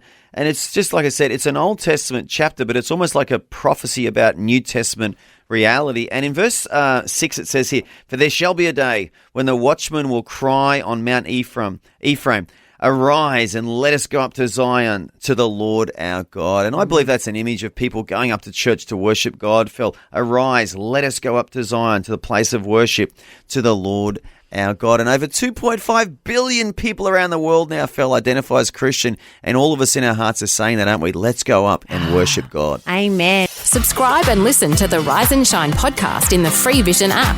It's easy and available everywhere. You learn a lot travelling with people about their personalities. Yes, you sure do, Phil. You do. I've learnt that I am rule-abiding, and I like to keep the rules, and it's difficult when you go through airport security and the rules are unclear because they seem to change. No matter where you are, it's a bit stressful. It sure is. And you, is. on the other hand, like to kind of buck the rule because you kind of want to test it. I test the security out. I mean, I could almost charge them a consultancy fee for testing out the systems because I always leave my belt on just to see what's going to happen. You're not doing it because you're trying to say you're doing it in a way that helps the system. I feel like you're trying it on purpose. I don't know that that's really the truth of the matter. Well, I don't like taking my belt off. I've got to be honest with you, because you've got to put the stupid thing back on as well. It is annoying. And I did find as a bag went through, suddenly I found a belt on the top of all my stuff. Was that mine, Phil? Where is this belt coming from? And then I thought, it'll be Andy. He would have at the last second whipped it off and then, where do I put it? I'm not prepared. I'll fix it. On with my stuff. Well, I didn't know it was your stuff. I just saw a tray and I chucked it in the tray. Well, it was my stuff, but we have put the call out as a result. Hey, this airport security business, is it stressful for you? I've got Sue waiting by. Morning, Sue. This airport security thing, it can be a bit stressful, can't it? Tell me about it. You go to one country, different countries, but even Queensland and New South Wales and Tasmania. Yes. Sometimes you can take that, sometimes you can't. Yes. And my husband's the same. He has belts on, belts off. Yes. And then exactly what you just said. They look at you like you're an idiot when you take it all off, and you're like, sorry, I'm just trying to obey the rules. And you feel like a fool. You do. Do you think it's deliberate, though? Do you think they're just trying to mess with us to keep us on the back foot? I don't know, but maybe they get a bit of a fun out of it because, you really do look like an idiot. You do. And now when you're walking through the security thing and they've got the silhouette of a person on the wall, and so now I'm like, am I trying to be checked that I'm an actual person? What are you trying to do? Do I fit this? And you don't wear to look, and don't smile, don't look, you don't turn your head. It's very confusing. For all we know, they might have the technology fella. They're in some room somewhere laughing at the colour of my underwear. Look at that. He's got red polka dot underwear on as well. And then I got pulled on this trip, Sue. Get through their day. They just laugh at us. No, I'm sure there's a good heart, but anyway, it's all fun. And I'm 62, so I love my crochet and my knitting, and I'm always losing scissors. Really? How many scissors have they had confiscated from you? Oh, lots and lots. Really? And I bought them, and they get smaller and smaller. And these ones, yes, you can take them on the plane. Oh. And then when you get to the airport, they confiscate them. No. And my husband's like, why do you keep doing that? They keep taking it off you. And it's like, but they told me in the shop it would be fine. Yes. See, that's the thing. I'm a nightmare to travel with. I'm a complete nightmare to travel with because I love my craft. Yes. And you will get into it one day, sweetheart. Will I? Just give yourself time. Oh yeah, thanks, you will. Sue. Thank you. You will. Thank You'll you. get there. But like I'm I said earlier in the show, Sue, you never underestimate a grandma with knitting needles because they could be like a ninja. They can do all sorts of damage to those knitting I'm needles. sure Sue is not doing any damage. She sounds Well, she lovely. doesn't want to do damage, but she could if she wanted to. I don't think that we're concerned about that. We're actually concerned about making something for the kids or the grandkids. Yeah. It's beautiful. Yeah, so- and what a better thing to do on a plane than knit, to be honest, because it's exactly. it would be You perfect. could take a ball of wool and you come back with half a sweater. In fact, I would love to travel with you, Sue. productive. We could sit there, we could knit. We can't knit because you'd have to have paper knitting needles or something nowadays, wouldn't you? I don't really think they're worried about the needles. Oh, they're not. I It's think just they're the worried scissors. about the scissors because when you've got knitting and crochet, you've got to be able to cut. I've never got to that and point that's in the project. But hang on, let's just stop there, Sue. MacGyver with knitting needles and scissors could have literally done anything. He could have True. flown a plane it's with those MacGyver. implements from the luggage compartment. So you reckon that's what's going on? They've seen too many movies. Look, I'm pretty sure Perhaps, Jack but Bauer you from the just TV remember show something, 24 guys, felt MacGyver. Sorry, Sue. MacGyver with knitting needles looks cool. Yes. I don't look cool. Oh, I bet there you go. do. and I think grandmas are, we're really just after the craft. We just want to make something Just for our doing loved it for the ones. love. You're a good grandma. But there was a TV show called 24 with Jack Bauer, the main character, and he once flew the plane from the baggage area of the plane. But as a hero, though. Yeah, well, I'm just saying He it's possible. saved the If he did it, it's obviously possible. So Is it imagine if he though? had knitting needles and scissors. I mean, he could have done more than he could have flown. He could have done tricks, landed, taken off, you name it. You're probably right. They could be. They can be called dangerous. Yes, definitely. Well, I'm with you, Sue. It's very confusing. I'm a bit on edge, but we are travelling later in the week, so we'll see how we go. I'm a rule. I don't like to break the rules either. Yes. And it upsets me. And my husband and my Yes. daughter, they give me heaps. And make sure your baggage isn't overweight. Yes. You always got it. But they're the ones that need all the stuff off me. 100%. You're the one carrying all of the supplies. I'm carrying it all. You are. You're like, I'll just put my wallet in, put my phone in your bag. Oh, and my bag is so heavy. You have the And I'm shampoo for thinking, the whole what's all this family. stuff in here? It's not on you, Sue. I'm feeling you, and I think together we should travel. It'll be terrible, but we would do very well. Well, look, as a former grandson who got a handmade woolen jumper knitted by my grandma, it's the best. When your grandma makes you a woolly jumper and she knits it by hand. I still remember it was bright yellow, looked like a canary, but I loved it. It Made kept with me very warm. Oh, dear, Sue. Lovely. Oh, beautiful. Okay. Thank you for calling. Take care, guys. You too. You've made my morning. Oh, bless. Thank you, Sue, so much. Okay. Boy. That's right. Bye. I'm loving the image of grandmas across the nation being pulled up for these knitting needles and scissors. Well, you'll love this one, Phil. I've got a text from Tim. He's actually from the Wake Cafe in Hobart. He's listening. Hey, Tim, glad you're listening. Tim. He said him and his wife have done a lot of travel, and they say in Germany the body scanners seem to play up a lot with false readings. No. And they've both been patted down. Oh, no. A couple of times in Germany because of these body scanners being set off by absolutely nothing at all. So it's even more stressful to travel in Germany, Phil. Well, look here. Gail has texted to say she was catching a plane from Sydney to Melbourne. She forgot about her long-serving nursing scissors she had in her handbag. I can say that again, nursing scissors. Now, What they are actually sound serious. She had a choice of catching the next flight and put them in a suitcase that would go under or throwing them in the bin. Well, she had to get rid of them. Oh. Those long-serving, loved nursing scissors, gone. You would have thought a nurse with nursing scissors on the flight would be a good thing I would for think passenger safety in case there was an emergency. I don't know what sort of scissors emergency I'm Or she having. might have had to bandage an ankle or something if someone tripped over on their way to the the toilet. I've had tweets. I remember being in America on September 11, actually, a couple of years after the big incident, and having things in my bag confiscated. Really? But I probably should have known better. That was on me. They were hyper alert. It back was, then, and I weren't had they? tweezers, I think, and I did feel a bit silly. I was like, Fel, what were you I thinking? know, and I did. I've never done it Fel. again. It was not my. Fel. Yeah, You must have really regretted that. I did. I did feel bad. Andy's only laughing because he would be doing it on purpose. But well, I thought it fell with tweezers. I don't know if you could have got through the security protocol anyway with your tweezers, Phil, to do any real damage to that flight. But anyway, tweezers. Again, I'm not sure what damage they're supposed to. You can't really. What would bust you do? your way through the door? I don't know. Is it going to work? No.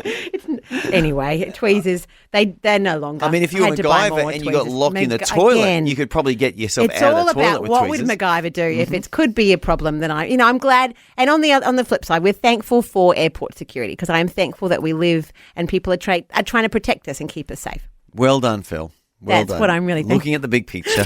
Brought to you by the generosity of Vision family members across Australia and around the world. The Rise and Shine podcast. You find out a lot about people when you hit airport security. Whether they're before even that, Phil, when you get to the airport and you get your bag out of the boot and your colleague, who's actually your boss, has got a massive bag. And you're like, we're only going for 2 days, brother. What's going on here? How many changes of clothes do you possibly need? I was like, every single session, you're pulling out a new fit. Have you got a matching handbag and a pair of shoes? He had a giant pillow. That's what was going on inside his bag. But secretly, Andy, you wished that you had the pillow when you came to that night. Yeah, you had uncomfortable pillows. Because I had a massive pillow in my bed and I couldn't quite get my head in a comfy position. But mine were great. We were well managed by Robbo. He actually took me. I mean, I could probably get him for this, workplace health and safety. He took me on a jog on Saturday morning in the rain, Phil. It was pouring down. It was freezing. And we jogged 6Ks together because Robbo being the mad half marathon runner. But I love running with Robbo because I always run further than I normally would with Robbo. And he pushes me to my limits. And he did ask me, so I'm going to. I immediately said no. What are you, crazy? That's ridiculous. No, I will not. But there you go. The story, the crux for this morning of this story was airport security. Yeah. When you're going through, sometimes we're told to take all the belts off and you have laptops out and phones out and you've got jackets off. Mm-hmm. And then coming home again, we were looked at like we were a bit silly for doing the same thing. That's right. So, you can't win either way. Yeah, I I left the belt on the return journey. No one pulled me up for it. They said, keep your belt on, keep your shoes on, keep your watch on. Just walk through. Just hurry up. Just get through Go there, and get a coffee on the other side. But we've asked your opinion this morning on airport security trauma, or not trauma, but, issues. 1-800. Tribulations. 800 316 316. Tim, you've called to weigh in. You got a tale for us. I've got an absolute doozy. Oh, good. What is it? Well, so we're in Hobart, and our church each year used to fundraise, and the kids in the youth would go to the C3 National Conference in Sydney each year. Nice. And so we dropped our 3 kids off at the airport. The youth leaders took them on board, and little did we know when they got to Sydney that my son had decided to pack a replica potato gun in his carry-on. Because that's what you do, isn't it? That's what you do. Yep, 13-year-old boy, and him and the youth leader got summoned to the security office with federal police. Oh, no. And after about 20 or 25 minutes, they realised that it was just a potato gun, so they confiscated the potato gun and put him on board. They confiscated it? Oh, no. How old was your son, Tim? He was only about 13 at the time. Oh, dear. Well, can you tell me, though, does a potato gun mean that it's a gun that shoots potatoes? Is that what it is? Yeah, you just put the tip of the gun into a potato and you sort of break the potato bit off of the gun, and then you just push the trigger and out comes this little potato. A little piece of potato, not a whole potato. Not the whole potato. Phil was visualising whole potatoes getting launched. That would be a clear and present danger. Phil, that would be dangerous. Like, thank you, federal police, for saving me from a potato barrage. That's amazing. Yes. Oh dear. So what was his takeaway from that? What did your son learn? Maybe just double check what you can and can't take on an airplane. Mm-hmm. Anything that looks like a gun should not be on board. That's right. Yeah. And don't even say the word gun no. going through airport security. Don't even spell it in your mind. No, don't. Don't think about guns, bombs, none of that stuff. I do have a moment, Tim. My kids will tell you, particularly when we're going international, and we are going international later in the year with them, I'm like, you don't think about it, you don't say this word, you don't. It's not funny, people. This is not a time for a joke. We're very. Just talk about rainbows, sunshine. We're more scared of you, Mum, than we are the unicorns. security police. That's right. Oh dear. Good on you, Tim. Put it on the list. No potato guns. Thank you, Tim. No worries, bye.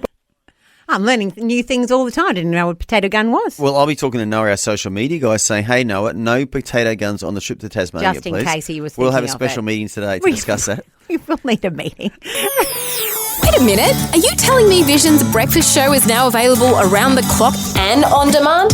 Incredible! The Rise and Shine podcast. Rise and Shine. Beat the toaster. That's right. It's our fairly new game still. And on the line, I've got Penny and Daryl. Good morning, guys. Morning. How are you? Good. We're very good. It's a team effort, is it? Oh, I love that. It is. But Penny, it sounds like you've got command there. Ooh. A bit like Esther. A bit like Esther. Yeah, definitely. Yeah, Well, the Queen is in charge. Well, let's ask the question, who makes the toast in the morning? Oh, Wow. That's often both make our own, but yeah. good.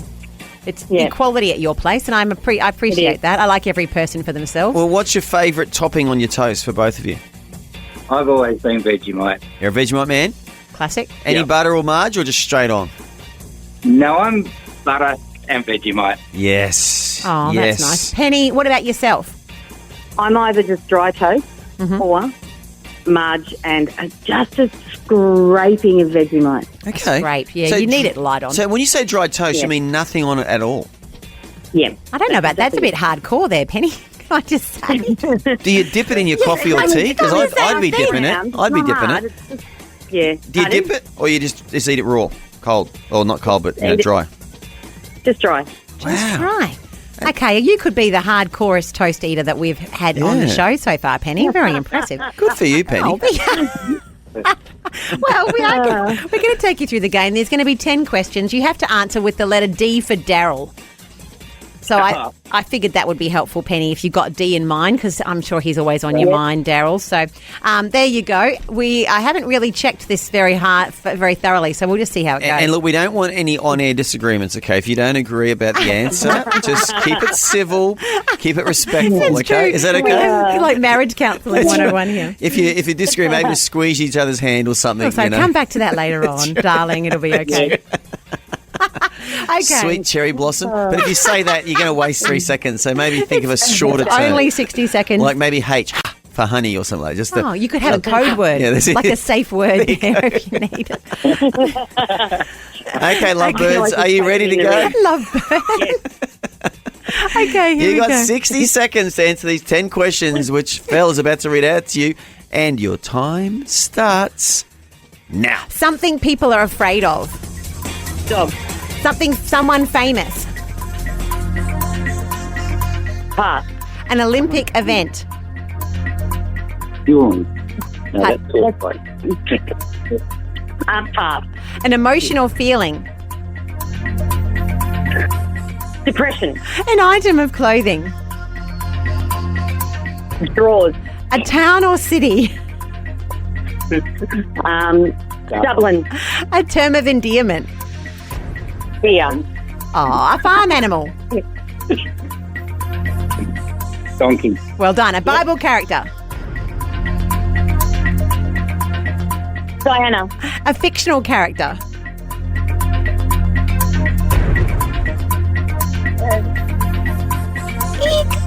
Dragonheart. Someone famous. Donald Trump. And an Olympic event. I was so... Can we go a day without hearing Trump's name? I know. No, look, no hate there. That was very Hang on a second, good. but you mentioned Diana as a Bible character. Which part of the Bible's Diana in? Was it there's Diana? a Diana in the No Bible. idea. Where? Who? Yeah, No. Dina. It's Dina, but Yeah, it's like Dina. Diana. Well, yeah, it's we're about pushing the the same. limits No, there. that's fine. I thought the funny one was drawers as something that you wear. Do you wear As in drawers? underwear? Yeah. Does Daryl wear Do you drawers? use that a lot? Do you, Penny? I don't know where that came from. I was like, oh, where'd that come from? Yeah. From 1963 is where that came from. The old That's drawers. fantastic. And I'm really sorry. And the other one, I spent more time watching Penny than actually answering questions.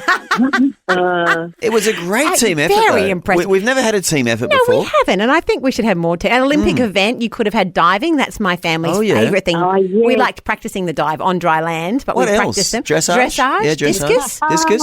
Yeah, there's a few Ds. That It was is hard. That wasn't easy. I was here throwing things across the room, like, well, not really. Just, No, but you were thinking it. Pretending, and I was like, yeah, I knew there was There's a throwing D one, something so that you chuck. But And there look, you go. Penny, I'm not telling you what to do, but I think you missed an opportunity because term of endearment, I was just waiting for Daryl. Oh, I was waiting for Daryl. I thought, if she says Daryl, I'm going to pay that. Darling I'm Daryl. going to pay that. Or just Daryl. You could have given him 2 But I points thought for you that. might have got to name a name and I thought, well, Daryl might have come in there. I should have done that. Yeah. Someone famous could have been Daryl. Yep. There is famous Daryls, Yeah. actually, but Darlene Check would have been my go-to. She's my Oh, favourite. yeah. A lot better than the one I had. Oh, no, Trumpy, no. we don't, no hate here for Trump. Yeah, No, God no, bless no. him. God bless him. No, it wasn't hate. It was just, Yeah, enjoying Darlene. saying I mean, you can't go better He's than always that. on your mind, that's all. Oh, dear. No, I heard Darlene sing live earlier in the year, so you know. Did you? Where were you? Yeah. Which one of the performances? So no, we were at the ACC Yes. National Conference. Oh, Yes, it was Penny.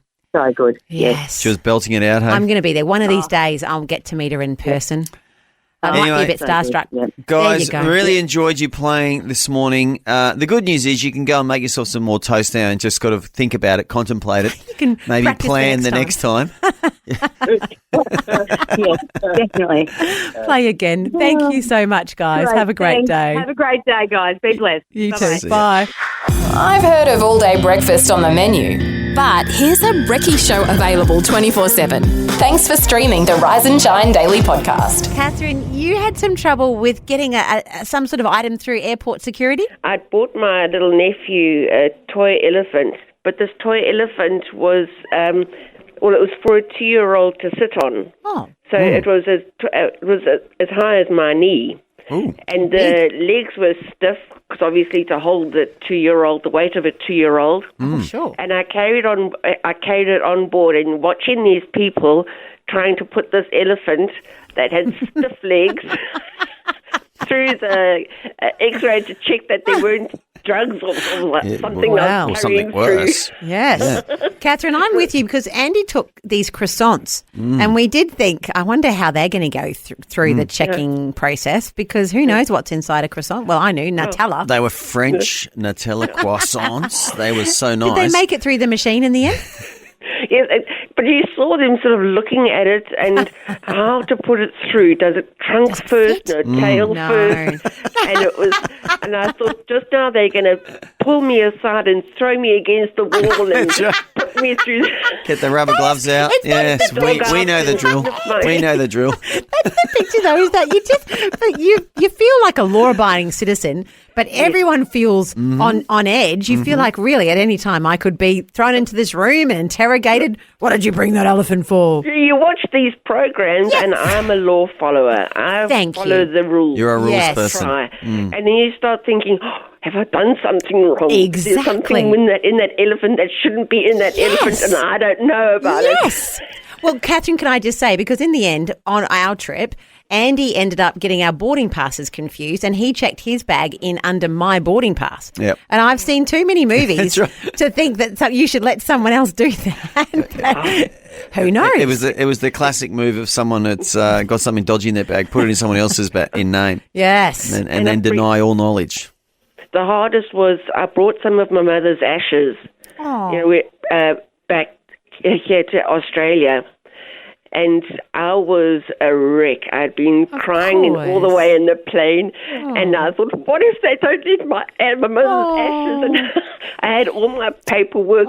And they must know because I was, all snotted up and tears and I took out all my paperwork and I was saying, these are human ashes, but they're my mother's.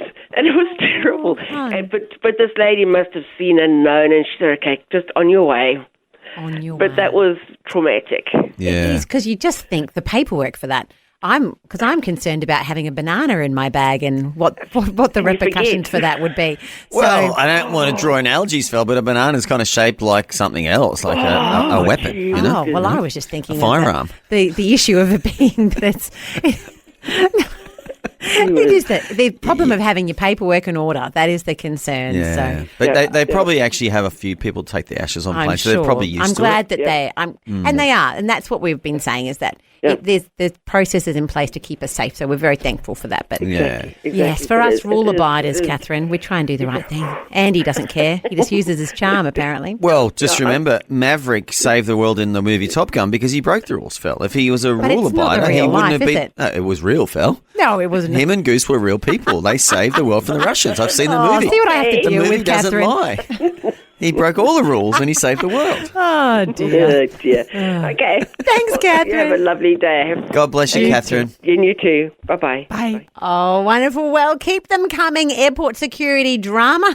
You got to believe in Maverick too, Phil. I mean, you can't definitely do not dismiss it as a no, it is. It's a movie. Character. So kids, if you're listening along, it's not real. Look, Goose was real. It's not real. You know, I still think about Goose occasionally. Not jet real. wash. Not real. Funny he didn't get that jet wash. Not real, Still be people. with us. There you go. 1-800-316-316. If you have a real story for us, Maverick?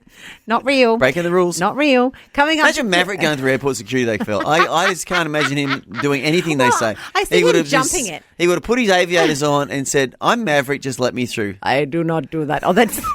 That was supposed to be the Terminator. Oh, that was the Terminator. No, wrong movie, Phil. That wasn't real. Just putting it out there, that was not real. We're caffeinated and ready to face the day. This is Rise and Shine on Vision. And I want to have a look in WA because there has been some wild weather.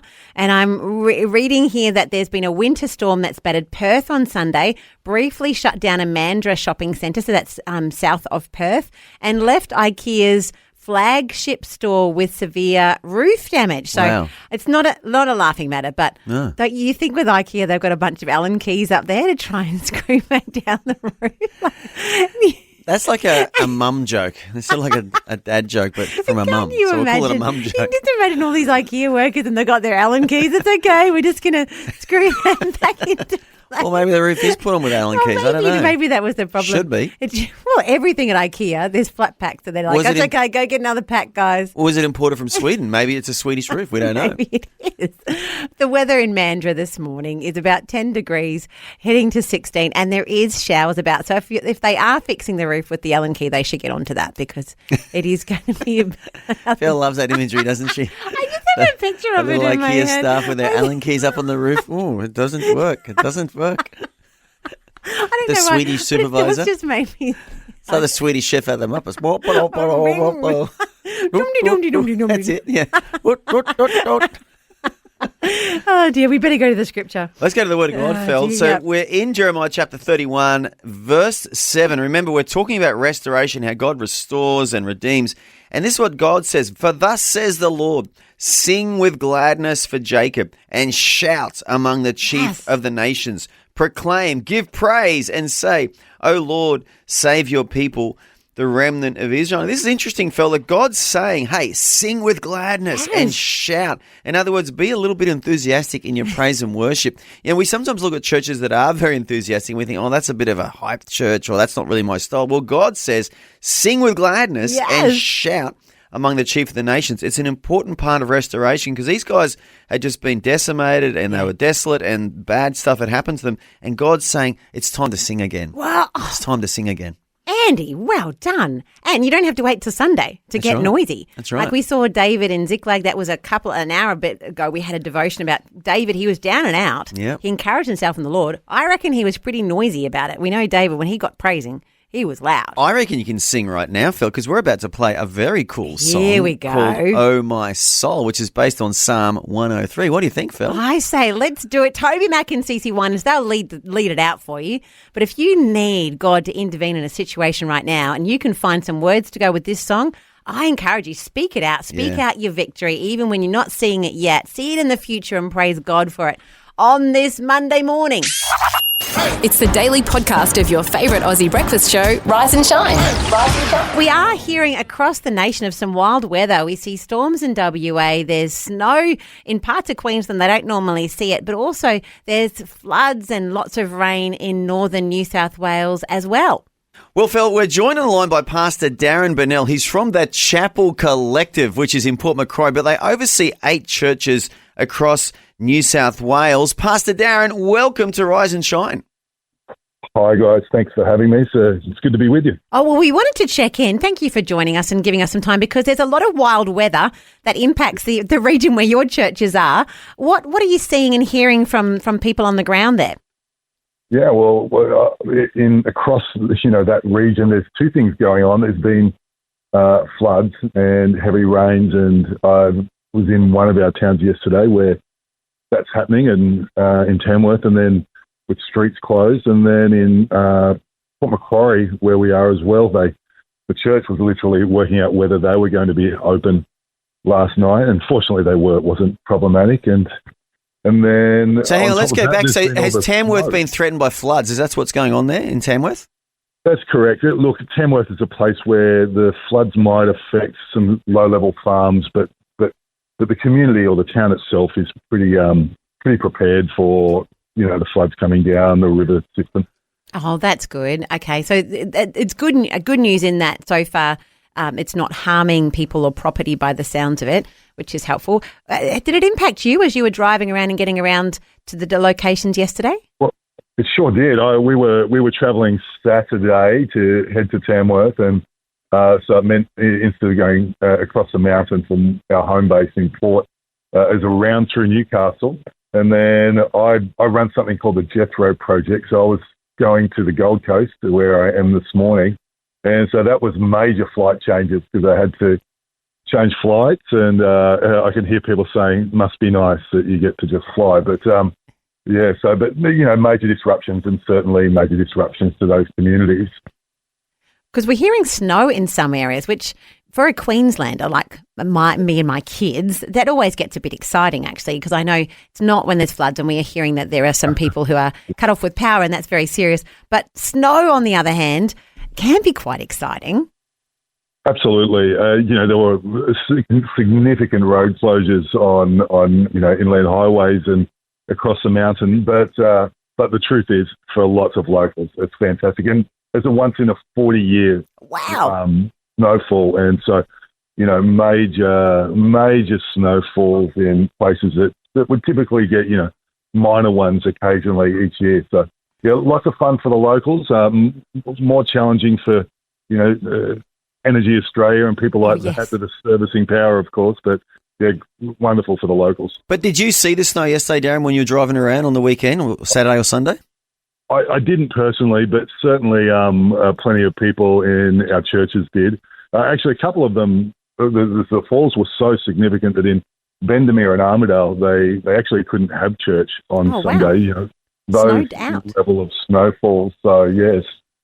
That's not common for Australia, is it? Especially New South Wales, to not be able to have church because of snow. No. Yeah, that's right. Well, I can't recall it in my time. Well, some of the pictures we're seeing make it look like Europe, like you kind of in these areas where there's not normally snow. I know for my family, we're always immediately, can we drive there? Can we get to the snow? Yeah. You'd have to have the right supplies, I think, to enjoy it. It's pretty great, isn't it? Maybe good for the youth group to have a snowball fight, Pastor Darren, that's for sure. But might be dangerous as a pastor. I'm staying away from that at this stage of life. So, mate, you've got 8 churches. So how often do you visit each one of your churches? You must be on the road a lot. Yes, and we without divulging the whole story, we help plant churches all over Australia. So I spend a lot of time away from home. And in terms of those 8 churches, I'd be on the road 7 out of 10 weeks doing morning services and then travelling to do a PM service. And that might be a 3.5, 4, 5 even hour drive some Sundays between services. So, it's you need to be, God needs to have made you for it, I think. But my wife and I certainly are both, wired for that and feel grace for it. So Oh, It's a we're so pleasure. thankful for you. We're so thankful for you, and thankful for you giving us some word on the ground from the Chapel Collective, these 8 churches in the region. Pastor Darren, thank you so much for joining us and giving us an update on Rise and Shine. Yep, thank you for caring about the region. We appreciate it. See you both. Who would have thought, Phil? Snow in Armidale. At the moment, you're able to vote for the CMAA Excellence in Media Awards, particularly the People's Choice Awards are for the favourite Australian artist, emerging artist and song of the year for 2025. So you can jump in and you get to have your say. If you want to see everybody who's up and nominated, you go to peopleschoiceaward.com.au. But I thought maybe every day this week we can play one of those Australian songs that's featured up for a prize. That's a good idea. And then you can get a feel for them. So here's the first one for the week. It's Taya, Gonna Be Good. We love this song. If you love it that much and you want to vote for it, head along to peopleschoiceaward.com.au to vote there. I got to be honest with you, Phil. I thought she was American. Did you? And I'm pleasantly surprised to know that she's one of ours, Phil. Well, there you go. Well, if she's you want one of ours. If you want to vote for that song, you can head. And she's also up for Australian Artist of the Year. So, but it's tough. Wow. She's up against Darlene Check. Oh, yeah. Aidan King, Planet Boom, and John Newsom. So they're the ones up. John Newcomb. Newsom. Nuke's released his first song. God bless him. No. God bless him. Beauty Nuke. I'm so sorry, Beauty John Nuke. Newsom, who's a very well known and loved Australian Christian I wonder if music I could play John artist. Newsom in Tennis and Beating. I reckon I could. You probably, Oh, let's put it out there. probably could. Newsom, if you're listening, I want to take you down on the tennis court, son, because you sound like Nuke. Oh, dear. If you want to vote for any of those awards, you head to peopleschoiceaward.com.au. But thankfully, I think for everyone, it's time for us to say goodbye. Au revoir, as they say in France. Tschüss, that's in German. Au Wiedersehen. Auf Wiedersehen. Ciao, ciao. See you later, Konnichiwa. mate. We're going to be back tomorrow morning with more tales, it would seem, about travel because we're counting down. Tassie, we're coming right at you. But right now, you have the rest of the Vision crew keeping you up for the day. Whatever you're doing, we're praying God's blessing upon it. We'll be back bright and early tomorrow morning. Thanks for taking time to listen to this audio on demand from Vision Christian Media. To find out more about us, go to vision.org.au.